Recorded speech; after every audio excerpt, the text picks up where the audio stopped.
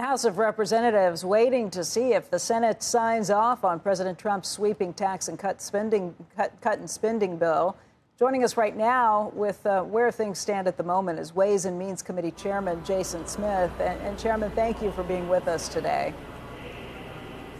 It's always great to be with you. So, Congressman, let's talk through what's happening. The House sent a bill to the Senate, told them don't touch much of this because we have very thin margins in the House. If you change a lot, this is a pretty delicate Jenga statue that we've put together. If you change a lot, we're not going to be able to get it passed through the House one more time. The Senate changed a lot, and that bill very likely is coming back to the House. If it does, is the House going to be able to vote on this quickly and move this through in the timeline that the president has asked for with the July 4th deadline?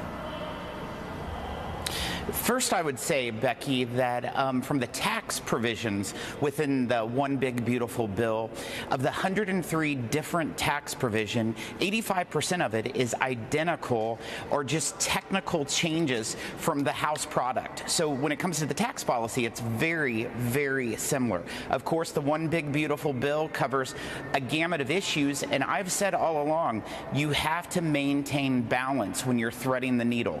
We had those difficulties over in the House, ultimately led to passage of the bill 215 to 214, and the Senate is working those dynamics right now of what they need to do themselves to get 51 votes in the United States Senate. We're going to get this done. Failure is not an option, but it's not easy. This is a historic win. When we pass this bill, Becky, this will be the largest tax cut in history for workers and middle-income families.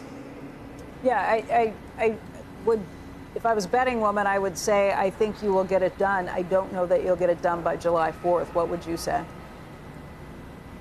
You know, I sure hope we get it done by July 4th, and I think that we will. Unfortunately, the Democrats have been using every tactic that they can. For example, they called for the reading of the entire bill, which took 15 to 16 hours, but they didn't bother to sit in the room and listen to the reading. It was all just delay. The pills that they're doing with the Senate parliamentarian are all about fighting for illegal immigrants' rights and not tax relief for workers and American families. It's so unacceptable, but they're doing all kinds of stall tactics. That's what the delay is right now. But, Congressman, the delay really is that, look, you have the votes as your party is there for both the Senate and the House. It's just trying to wrangle your own votes within your caucus that's been the real issue.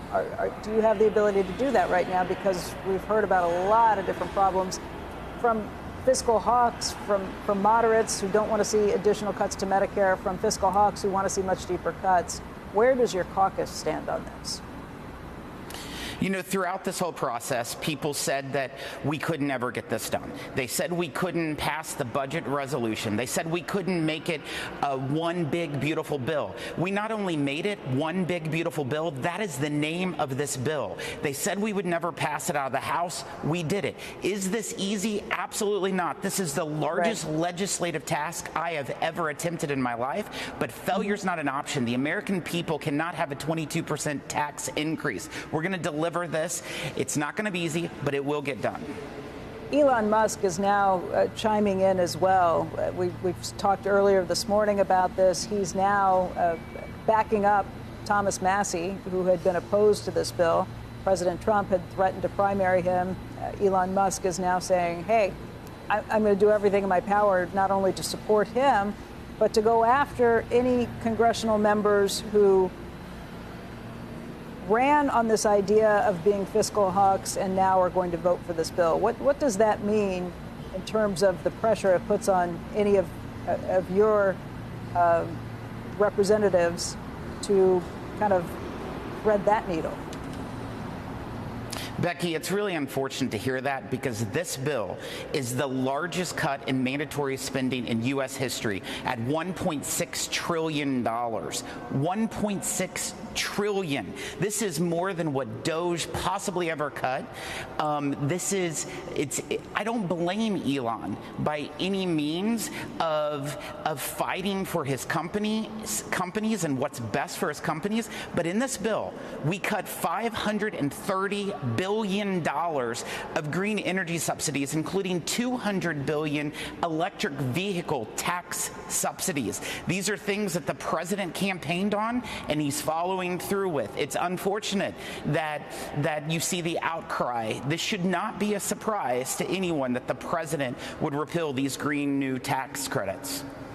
Elon Musk is now saying, though, that this is about the bill adding to the deficit, adding trillions to the deficit, and that's where he seems to be headed with who he's going to support politically as a result, or to try and primary as a result. Becky, having existing tax policy maintained by definition does not add to the deficit. I strongly oppose the argument that this bill adds to the deficit. We are extending current tax policy, and any new tax policy we are more than paying for.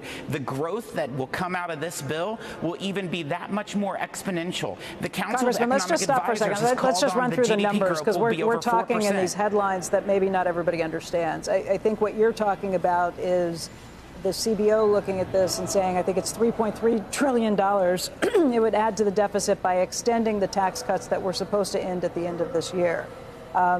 Republicans have argued that it shouldn't be taxed that way, it shouldn't be counted that way, just as you're saying. But even without that, I think it's somewhere close to $700 million, the additional tax cuts that have been layered into this. Things like tax cuts for Social Security, tips, overtime beyond that. And some of the other additional spending that looks like a $700 million addition to the deficit, according to the CBO.